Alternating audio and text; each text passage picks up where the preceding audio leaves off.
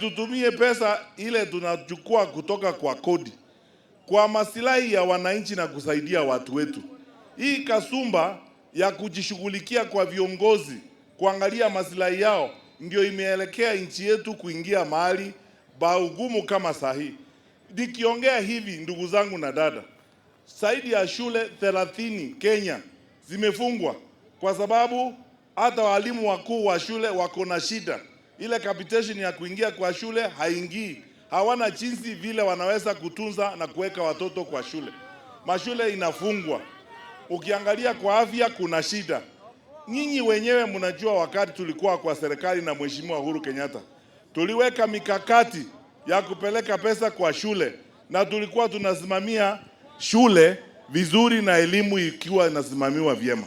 Sasa hawa ndugu zetu kazi yao ni kupoteza pesa ya umma, kuhonga na kupora nchi. Muliona Nairobi jana, mtu mmoja Nairobi, mfanyakazi wa umma, anashikwa akiwa na milioni 65 pesa taslimu. Hao watu wamepora nchi, hawajaipora? Si wamepora nchi, wamemaliza? Ndio tunawaambia, hiyo ndio sababu yetu kusema waende wafanye hii tamu yao moja, waende, kasi imewashinda. Wangapi mnakubaliana na sisi?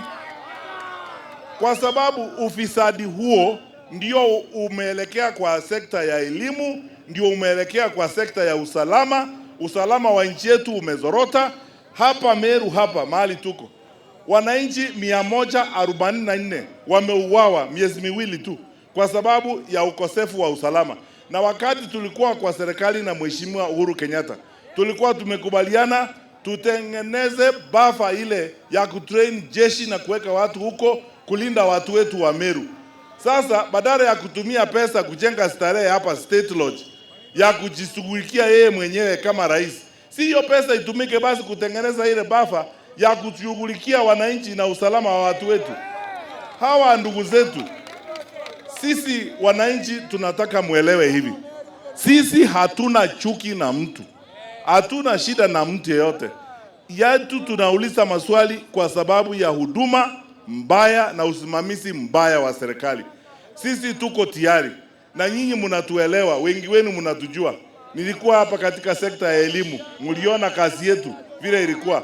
Hiyo ndio kazi mimi naomba mnipe nafasi ninyoroshe hii kitu ipangike mzuri, nchi iende mbele. Ama namna gani? Wangapi wanasema niingie ninyoroshe mambo?